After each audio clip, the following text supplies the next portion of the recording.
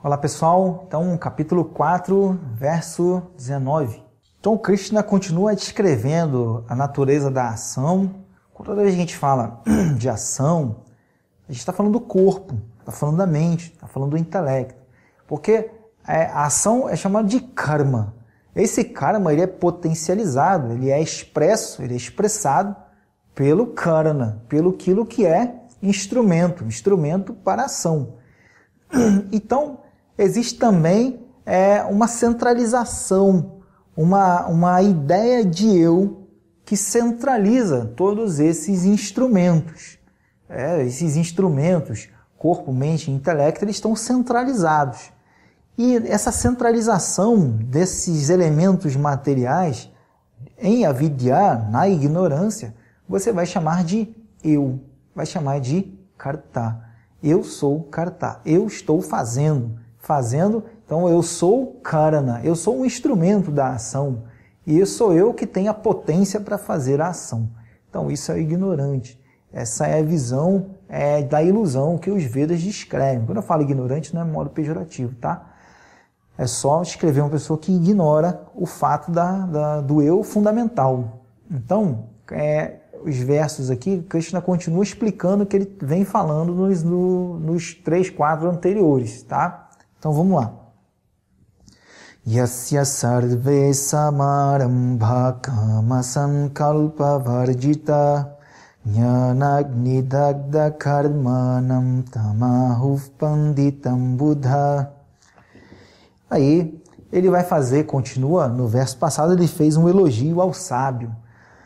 Ele falou que o sábio é aquele que vê a ação na inação, e a ação na inação e inação na ação. Então, eu tinha explicado que ver a inação na ação é a natureza fundamental do Atman, que é de não ação, que está sustentando a natureza do corpo, que é de ação. Então, quando eu olho para o corpo, eu vejo também uma natureza fundamental por trás dele, que é de inação. E quando eu olho para o Atman, quando eu considero o assunto Atman, eu sei também que ele é a inação em relação àquilo que é a ação, em relação àquilo que é o corpo. Então, corpo em relação ao Atman, a ação em relação à inação. O Atman em relação ao corpo, inação em relação à ação. Lembrando, Atman, natureza de não ação. Por quê? Porque ele tem a natureza de imutabilidade. Porque ele tem a natureza de completude, ele tem a natureza de ser ele mesmo. Ele não vai ganhar e perder atributos. E aquilo que é corpo, mente, intelecto, sentidos, objeto, é chamado de prakrti. E prakrti, ela é regida por uma coisa chamada kala, que quer dizer tempo. Então ela tem a sua periodicidade, seu ciclo, seu ponto de começo, seu ponto de fim. E que a ignorância consiste em você emaranhar o entendimento dos dois. Você achar que um é outro e o outro é um. Então é a confusão que você tem, amalgamar as qualidades de um com o outro. Então você se descrever, você descreve a palavra eu com base naquilo que não é o eu. Dá um exemplo.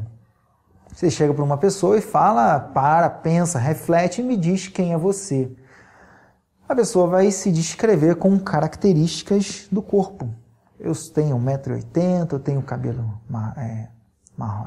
castanho, eu tenho olhos castanhos, eu sou um pouquinho gordinho. Então ela vai se descrever com base naquilo que é prakrti, com base naquilo que é característica da matéria, daquilo que é corpo, daquilo que é prakrti. E aí ela vai ter uma identificação com a mente. Então, quando ela se identifica com a mente, ela vai se descrever de acordo com o seu campo emocional, com seus padrões de comportamento, com o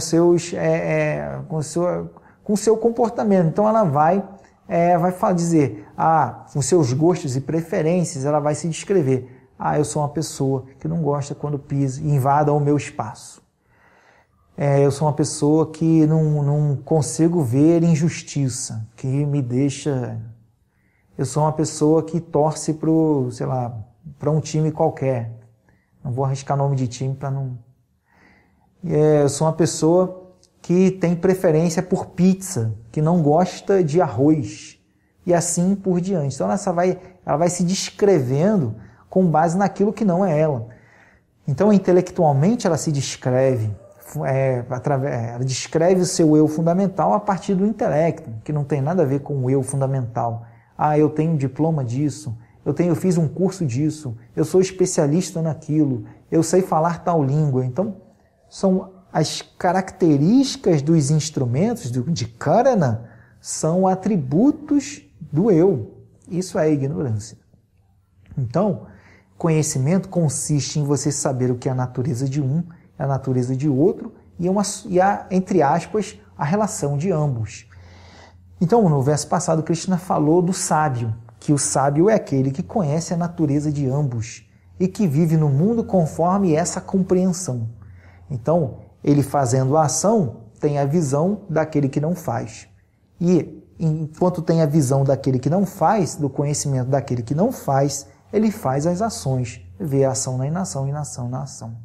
Esse é o sábio entre os homens, esse que é o yogi, esse é aquele que, como se tivesse feito todas as ações. Então ele falou isso no verso passado, e ele vai continuar elogiando, exaltando esse sábio. Ele diz,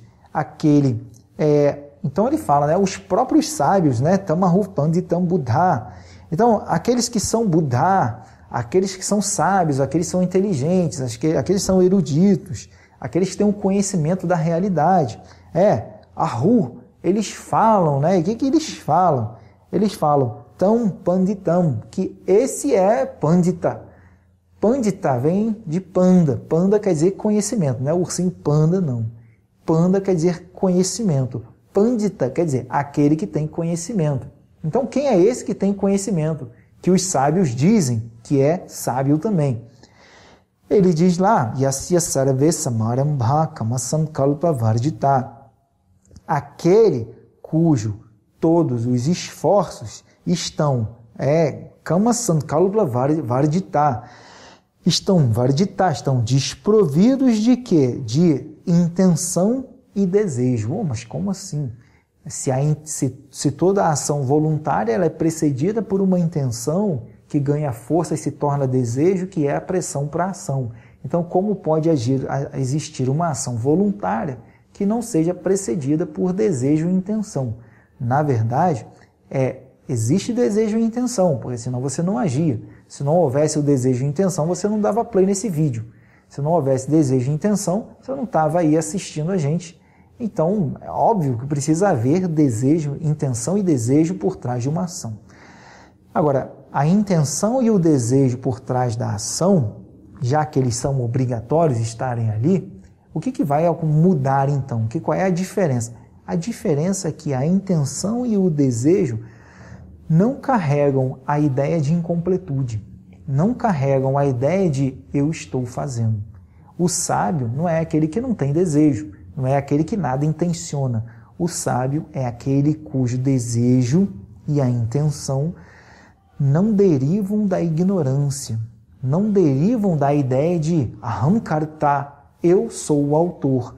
Se eu sou o autor, então eu sou o corpo. Se eu sou o corpo, eu sou incompleto. Então eu quero me tornar mais completo, eu quero agregar valor à minha ideia de eu. Então, como eu agrego valor à minha ideia de eu?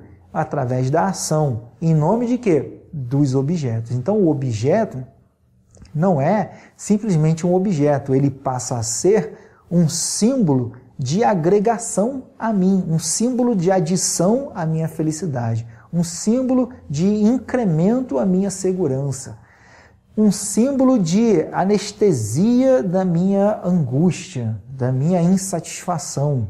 Então, você atribui aos objetos um poder que eles não têm. Isso é chamado de Shobhana Adhyasa. Os Vedas dizem que é Shobhana Adhyasa. Adhyasa quer dizer a imposição. Você coloca ali o objeto com um valor que ele não tem, com uma supervalorização. Não é que o objeto não tenha valor, porque ninguém está jogando dinheiro fora. Ninguém vai abandonar essa câmera que a gente está usando para filmar esse vídeo. Todos os objetos têm o seu valor, todos os objetos têm a sua utilidade. O que é o problema é, em função da ignorância da minha identidade, eu me projeto como o corpo relativo e faço do objeto um meio pelo qual a felicidade é obtida. Então, olha o problema. Eu jogo um brilho sobre o objeto. Eu faço uma superimposição de valor ao objeto que ele não tem. Eu atribuo, eu empodero o objeto com alguma qualidade que me faça mais. Então, quando eu tenho, eu sou mais. Quando eu não tenho, eu sou menos. Então, essa é a ideia. Quando o sábio faz a ação, ele tem sim sentimentos, emoções, desejos, preferências, só que esses sentimentos, desejos, emoções, preferências, eles não estão alicerçados na ideia de karta, na ideia de eu como autor, porque o eu já sou completo, o eu já é completo. Então, ele tem desejo, tem intenção, mas que não brotam da ideia de autor, da ideia de autoria de executor, ou seja, não derivam da ignorância. Então, yasya sarve samarambha kama sankalpa vardita. Então, o sábio é aquele cujos esforços, cujos empreendimentos que ele executa no mundo, eles estão desprovidos da intenção e do desejo. Então, samarambha, arambha quer dizer um empreendimento, né? Samarambha quer dizer todos os empreendimentos. O que seria isso, né? Já colocando de lado aí a objeção de Arjuna, o questionamento de Arjuna. Arjuna estava achando que enquanto faz a ação, aprisionado. Se não faz a ação, então liberado. Está no estado liberado. Krishna está dizendo, olha, não é bem assim, porque a ação você vai fazer querendo ou não, porque a ação é da natureza do corpo, da mente e do intelecto. Não tem como não fazer a ação. E não fazer a ação não significa não fazer nada. Não é isso. O estado de inação é da natureza do Atma. Agora, a ação até o sábio faz. Até o sábio está fazendo a ação. Vai ver que você está aí indo trabalhar na sua empresa e você topa aí com uma pessoa que está trabalhando, está ali, tem família, tem tudo. É uma pessoa sábia. É uma pessoa que é aquela que é descrita pelos Vedas como Viparita Darshin. Enquanto todo mundo está olhando, ele está vendo. Enquanto todo mundo está olhando ali, apreciando, buscando os objetos, ele está vendo a realidade por detrás de todas as coisas. Então, não é a ação que determina o sábio, mas sim é a compreensão que aniquila a ideia de eu como autor. E aí, não existe nada a ser feito em nome da felicidade, porque você já reconhece a felicidade como o próprio sujeito. Aí ele diz, Krishna falando ainda, esse sábio é Jnanagni Dagda Karmanam. Essa pessoa é aquela cujas ações, todas as ações, elas foram Dagda, elas foram queimadas, vem da raiz da, D-A-H, quer dizer queimar, Dagda, participo passado, então queimado. Então é aquele cujas ações, Dagda, foram queimadas pelo quê? Pelo Agni. Agni Jnana. Jnana Agni. Porque aqui, na verdade, é um composto nominal. Então, um composto nominal é sempre assim. Somente a última palavra ela é flexionada. As outras não. E toda vez que você lê um composto nominal, como está aqui, Jnana Agni Dagda Karmanam, Jnana Agni Dagda, você vai começar a ler pela última palavra. Então, Dagda, Agni, Jnana. Essa é a ordem da leitura, de trás para frente. Então, quando você vai ler o verso, você vai dizer, aquele cujas ações foram queimadas pelo fogo do conhecimento. O que esse conhecimento queimou? Queimou a ideia de executor, de autor. Não existe mais a ideia ali do eu fazendo. Existe o corpo fazendo, a mente fazendo, mas não existe um eu fundamental na minha compreensão que está fazendo alguma coisa. Então, o fogo do conhecimento, ele queima o karta. Por que o fogo é comparado ao conhecimento? Por duas coisas. A característica do fogo é de luz, ele ilumina e ele queima. Então, ele vai iluminar. Iluminar o quê? Iluminar a realidade para que seus olhos vejam. E ele vai queimar o quê? Ele vai queimar todas as incompreensões que te levam ao aprisionamento, que te levam ao ciclo de nascimento, perpetuam no ciclo de nascimentos e mortes.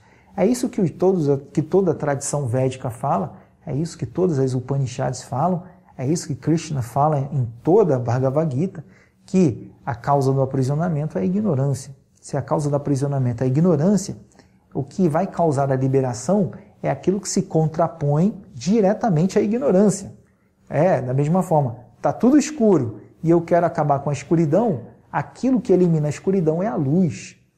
Então, se eu quero acabar com a ignorância, o contrário da ignorância é o conhecimento. Então, o conhecimento necessariamente, e de acordo com toda a tradição védica, é aquilo que elimina o aprisionamento. Então, aquele cujas ações foram queimadas pelo fogo do conhecimento. Foram queimadas no sentido de que não existe mais identificação do eu fundamental com aquilo que é o não eu, a matéria, e queima também o que? Todo o resíduo que da identificação era gerado. Porque o que vai acontecer? Quando você não tem a visão da essência, do fundamental que você elege para si uma ideia de eu. Essa ideia de eu, que é chamada de Ahankara, o próprio nome Ahankara quer dizer, eu estou fazendo. O próprio nome Ahankara, o Ahankara, ele é uma ideia falsa de eu, onde vão orbitar todos os resultados sutis das ações, ou seja, Punya e Papam, e que vai perpetuar essa identidade aqui, esse aprisionamento no mundo. Então, quando é dito que o fogo queimou as ações, queimou a identificação do eu com alguma ideia de autor da ação. Então, Jnana Agnidagda Karmanam Tamahu Panditam Buddha. Os sábios dizem que Tam Panditam, que essa pessoa é aquele que tem conhecimento. Esse é o sábio. É isso, pessoal. Se gostou, tem alguma dúvida aí, a gente está à disposição para você. Deixa a sua dúvida aí, seu comentário, dá o like se você gostou. A gente se vê lá no próximo vídeo.